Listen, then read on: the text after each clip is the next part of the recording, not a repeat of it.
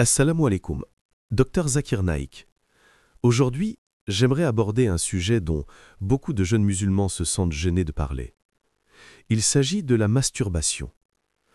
Est-ce que l'islam l'interdit clairement? Et surtout, comment peut-on réussir à s'en éloigner de manière efficace? Wa alaykum assalam wa rahmatullahi wa barakatuh. C'est une très bonne question et je te félicite d'avoir le courage de la poser. C'est un sujet que beaucoup évitent, mais l'islam ne fuit jamais la vérité. Il apporte des réponses claires, équilibrées et pleines de sagesse. Tout d'abord, il faut comprendre une chose essentielle. L'islam n'est pas une religion d'opinion personnelle, mais une religion de preuve. Ce que nous croyons, ce que nous pratiquons, ce que nous considérons licite ou illicite, tout cela repose sur le Coran, la sunna du prophète sallallahu alayhi wa sallam et la raison saine. Aucune loi islamique ne naît du sentiment ou du goût des hommes. Elle naît de la parole d'Allah, qui connaît parfaitement la nature humaine. Dans le Coran, Allah dit dans la sourate Al-Mu'minun 23, 5 à 7 « Et qui préservent leurs parties intimes, sauf avec leurs épouses ou ce que leurs mains possèdent, car en cela ils ne sont pas blâmables. Mais quiconque cherche au-delà de cela, ceux-là sont des transgresseurs. » Ces paroles ne laissent aucune ambiguïté. Elles tracent une frontière nette entre le licite et l'illicite. Allah a défini un cadre sain, noble et équilibré pour l'instinct sexuel humain, le mariage. C'est dans cette union bénie que le désir devient acte d'adoration, que le plaisir devient récompense et que la passion devient stabilité.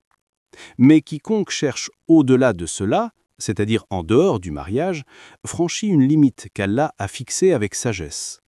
Et ce dépassement englobe toutes les formes de satisfaction illégitime, qu'il s'agisse de la fornication, de la pornographie ou de la masturbation. Pourquoi? Parce que toutes ces pratiques partagent une même racine, la recherche du plaisir sans responsabilité, sans cadre moral, sans bénédiction divine. L'islam ne condamne pas le désir, il l'encadre. Allah sait que l'être humain a des pulsions, mais il veut que ces pulsions deviennent des moyens de miséricorde, pas des sources de destruction intérieure. C'est pourquoi le Coran ne parle pas seulement de péché, il parle de transgression, c'est-à-dire franchir la limite entre la pureté et la corruption du cœur. Quand Allah dit « ceux-là sont des transgresseurs », cela signifie que l'homme a dépassé sa dignité originelle. Il n'est plus le serviteur maître de lui-même, mais le serviteur de ses désirs. Et celui qui devient esclave de ses passions oublie la vraie liberté, celle de dire non pour Allah, même quand personne ne le voit. L'islam ne veut pas briser les besoins naturels, il veut les élever à un niveau spirituel. Ainsi, même l'acte intime, lorsqu'il est fait dans le cadre du mariage, devient un acte d'adoration. Mais en dehors de ce cadre, il devient un poison lent pour l'âme. Mais docteur Zakir, certaines personnes disent que la masturbation n'est pas mentionnée directement dans le Coran. Comment peut-on être sûr qu'elle est vraiment interdite? C'est vrai qu'elle n'est pas nommée directement, mais en islam, les lois divines ne reposent pas uniquement sur des mots précis. Elles reposent sur l'esprit du message, sur la cohérence morale qui traverse le Coran et la Sunna. Allah n'a pas détaillé chaque acte interdit un par un, mais il a tracé des frontières entre ce qui purifie et ce qui corrompt. Et c'est à travers ces frontières que le croyant comprend la volonté d'Allah. Lorsque le prophète sallallahu alayhi wa sallam a dit « Ô jeunes gens, que celui qui en a les moyens se marie, car cela est plus à même de préserver sa chasteté. Et celui qui ne peut pas, qu'il jeûne, car le jeûne est une protection. » Sahih al-Bukhari, Sahih Muslim. Ce hadith est une lumière. Il nous montre la voie de la maîtrise, pas celle de la facilité. Remarquez que le prophète sallallahu alayhi wa sallam, dans sa sagesse parfaite, n'a jamais proposé la masturbation comme une alternative.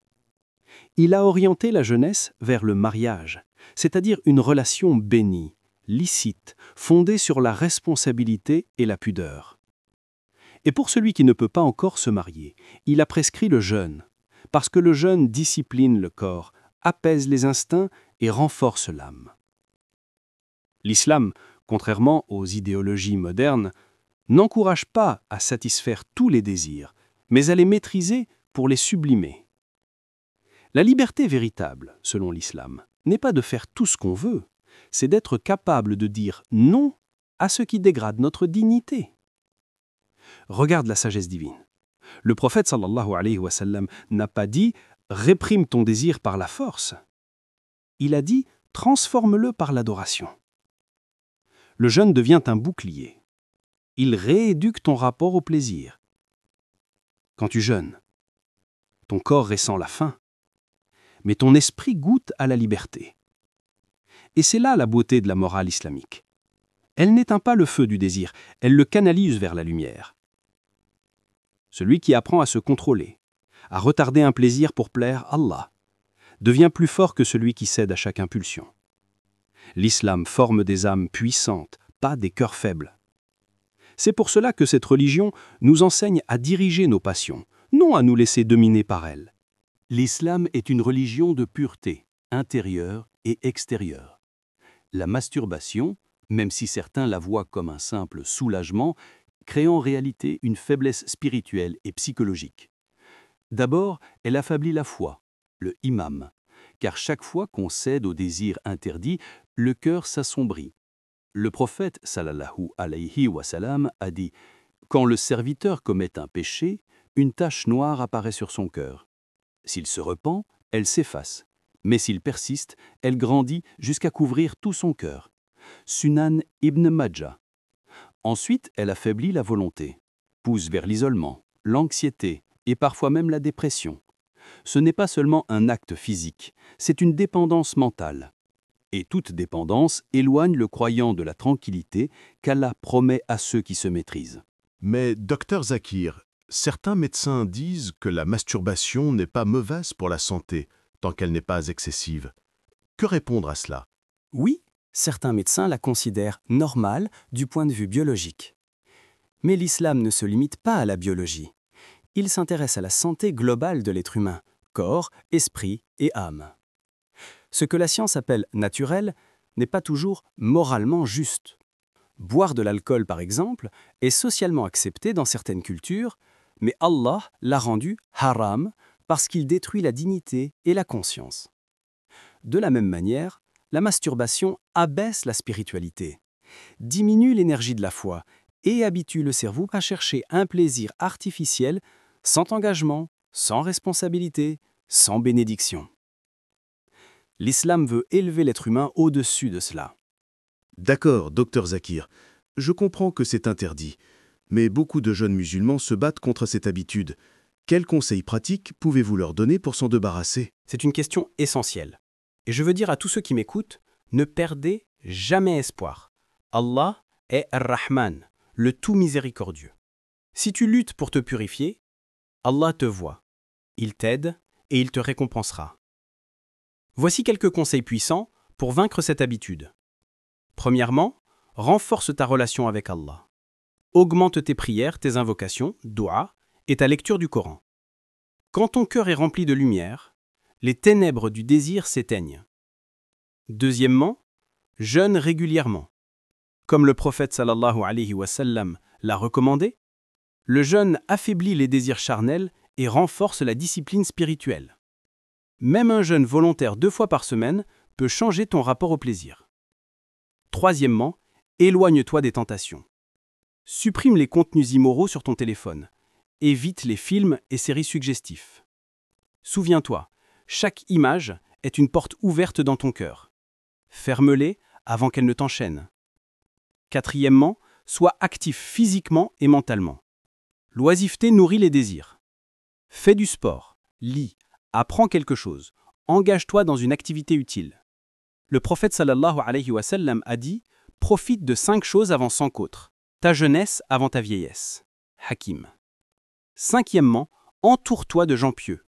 Les amis influencent ton état spirituel. Trouve des frères ou sœurs qui t'encouragent à rester pur. La foi se renforce en communauté. Souviens-toi, mon frère, ma sœur, l'islam ne t'interdit pas de vivre. Il t'enseigne comment vivre avec noblesse. Allah ne t'a pas créé pour être esclave de ton désir, mais maître de ton âme. Il ne t'a pas donné des instincts pour t'humilier, mais pour te tester, pour voir si tu peux les diriger vers ce qui est pur et licite. Regarde autour de toi. Le monde t'appelle au plaisir immédiat, à tout ce qui brille, à tout ce qui excite. Mais ce que le monde ne te dit pas, c'est que chaque plaisir instantané coûte une part de ta paix intérieure. Chaque fois que tu cèdes, une partie de ton cœur devient plus lourde, plus vide. Et pourtant, quand tu dis non pour Allah, quand tu résistes même une seule fois, tu gagnes une bataille invisible. Une bataille que seuls les anges voient, que seul ton Seigneur récompense. Le prophète, sallallahu alayhi wa sallam, a dit « Allah aime les jeunes qui résistent à leurs désirs pour lui. » Réfléchis à cela. Allah aime celui qui lutte, celui qui tombe et se relève, celui qui pleure la nuit en lui disant « Ya Allah, je veux changer ».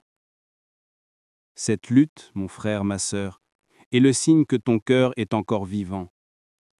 Ne laisse pas Shaitan te tromper en te disant « Tu as déjà échoué, tu es perdu ». Non. Chaque fois que tu reviens vers Allah, il t'accueille comme si tu n'avais jamais fauté. Car Allah ne regarde pas le nombre de tes chutes, mais la sincérité de ton retour. Et si tu savais combien de fois Allah t'a déjà protégé sans que tu t'en rendes compte, combien de fois il a détourné ton regard, fermé une porte, éloigné une tentation, tu tomberais en prosternation de gratitude. Alors, quand tu luttes contre ton désir, ne crois pas que tu es seul. À cet instant précis, les anges t'encouragent, les portes du paradis s'ouvrent un peu plus pour toi, et ton âme devient plus forte. C'est cela la vraie victoire, gagner sur soi-même, en secret, uniquement pour plaire à celui qui t'a créé. Subhanallah. Merci, Dr Zakir. Vos paroles m'ont profondément touché. Je comprends maintenant que la vraie liberté, c'est de maîtriser ses désirs, pas d'en être esclave. Exactement. Et rappelle-toi, celui qui protège sa chasteté ici-bas, Allah le couvrira d'honneur le jour du jugement. Qu'Allah nous aide tous à purifier nos cœurs, à maîtriser nos âmes et à marcher vers lui avec sincérité. Et à tous ceux qui regardent cette émission, si vous voulez continuer à apprendre les vérités de l'islam à la lumière du Coran et de la raison, abonnez-vous à cette chaîne Voix du Coran, car chaque jour de connaissance est un pas vers la guidance.